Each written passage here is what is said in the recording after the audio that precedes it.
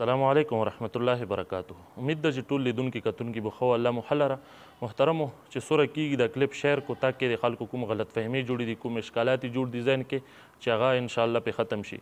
محترمو په دې کلپ کې کوشش په دا کوم چې مختصر کلپ وکړم، د کوم اعتراضات چې نن سبا میډیا باندې مشهور دي هغې جوابات وکړم. نو څلور اعتراضات او جوابات په دې کې کوو. یو د مولانا عبدالعلي دیوبندي صاحب محترم د فتوی وضاحت چې په صیفیانو باندې کړې وه، او بله د هدایت السالکین آیا د مبارک اخندزاده سیف الرحمن صاحب رحمه الله کتاب دا و که نه ده.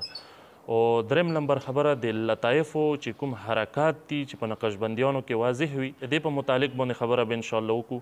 او څلورم نمبر یو شیخ صاحب دا مطالبه کړې چې آیا صیفیان که په پاکستان کې وي مدرسې نه هم فتوا د خپل حق کې راواخلي خپل تایید کې، نو بس زه به اهل سنت ومنم او زه به مطلب دا چې د خپلو خبرو نه په سټ شم. نو محترمو د وضاحت په انشاءالله او جوابات په دې کې وشي. پهله نمبر خبره ده چې مولانا عبدالعلي دیوبندي صاحب کومه فتوا کړې، ګوره هغه په داسې حالاتو کې شوې ده. اول زه درته ځان یادم چې مولا د یو شخص متعلق چې زه یې نه پېژنم، مولا معلومات نشته، هغه متعلق مولا خبرې روشي، لیټریچر روشي، تحریف شده رسالې چې مولا پته نه وي، مولا روشي په هغې کې دا لیکلي وي چې یاره د پلنکي سړي دا دعوه کړې ده چې جنګ بدر کې پیغمبر علیه الصلاة والسلام مبارک له ما وجې نه فتح میلاو ده، زه جنگ بدر کې د پیغمبر علیه الصلاة والسلام مبارک توروم، یا زه د الله تبارک وتعالی سره رحمان صفت کې شریک یم، یا د نبوت دعوه وي پکې، نو زه خامخا اول به زه په دغو خبرو د کفر فتوا ولګوم او ویونکي له به کافر یم، ځکه چې مسلمان چې ځان له څوک یي هغه به خامخا دی له کفر یي. نو د ځکه دا اصل کې د مسله داسې شوې ده. مولانا عبدالعلي دیوبندي صاحب محترم له هغه خبرې رسېدلي دي چې هغې کې تحریف شوی او مخالفینو ورانی کړی او د پیر صاحب رحمه الله د بدنامېدو دپاره ډېر لوی لوی چلونه چلولي وو.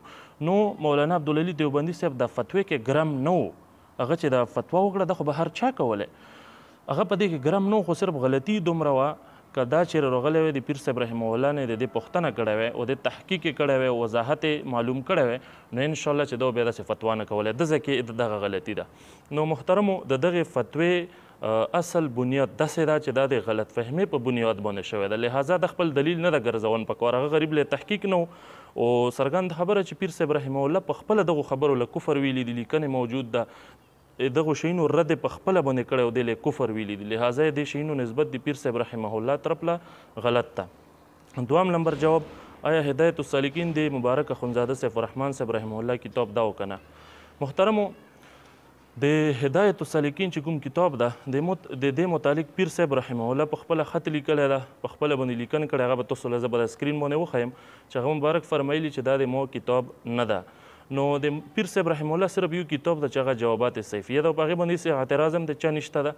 او بل هدایت السالکین نسبت چې پیر صاحب رحمه الله که چیرې کلپ کې ځان طرف له کړی وي، نو هغه په دې معنا کړی چونکې په دې کتاب کې د پیر مبارک اخندزاده سیف الرحمن صاحب رحمه الله امر شامل ده، نو د دې وجې نه پیر صاحب رحمه الله دې کتاب نسبت ځان له یو کلپ کې ما اورېدلو کړی ده، نو هغه صرف په دې معنا ده. لکه بعضې علما ته وګورئ، دیوبندي علما، بریلي علما، هغه د خپلو اکابرو کتابونو متعلق هم داسې یي چې دا د مو کتابونه دي، دا د مو کتابونه دي. نو اوس کتابونه خو ده نه دي لیکلي، دا خو ده نه دي که نه، دا خو اکابرو لیکلي، دا خو بل چا لیکلي که نه، نو دا هم داسې خبره ده.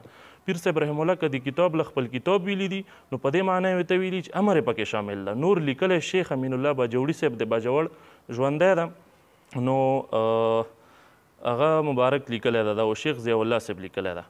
نو دا د هدایت السالکین متعلق وضاحت شو، تاسو به د لیکن هم په سکرین باندې انشاءالله وګورو.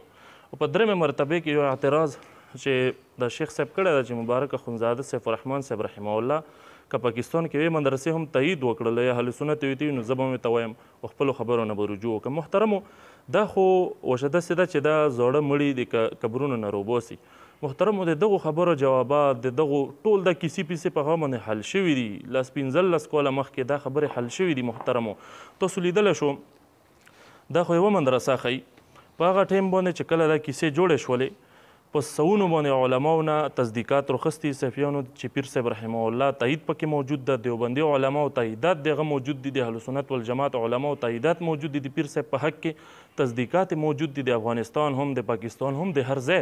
تاسو لیدلی شو محترمو دا مجموعة الحقایق ته، دا تاسو وګورو، په دې کې به د ته ښه په کثرت سره د علماو تصدیقات میلو شي. دغه تصدیقات دي چې مبارک صاحب رحمه الله بچی په ټولو مدارسو په علماو باندې ګرځېدلی، هغو نه یې د پیر صاحب رحم الله په متعلق باندې تصدیقات راخستي او تاییدات راخستي دي. همداسې شیخ یوسف صاحب د افغانستان هغه کتاب د اظهار حقیقت تاسو کتلی شو محترمو. دې کې هم د سوونه علماو تصدیقات دي د پیر صاحب رحم الله په حق کې. نو دا خبرې خو ډېر پخوا باندې شوي ده، اوس ویلی دي شي دا مطالبه کوي. او بل دا مطالبه ځکه هم غلطه ده چې یو سړی کله اهل سنت وي، مسلمان وي، هغه دې له محتاج نه ده چې هغه به خامخا هغه په حق کې یوه مدرسه فتوا کوي نو غوله به خلک اهل سنت مني. دا سړی دې له محتاج نه ده محترمو. نو محترمو دا سوال بالکل غلط ده. د مدارسو د لوی لوی علماو تاییدات تصدیقات د اخندزاده سیف الرحمن صاحب رحم الله په حق کې موجود دي. تاسو لیدلی شو دا دوه کتابونه مې چې ته کوم وښلو په دې کې راغونډ شوي دي. نو دا خبره دا مطالبه غلطه ده.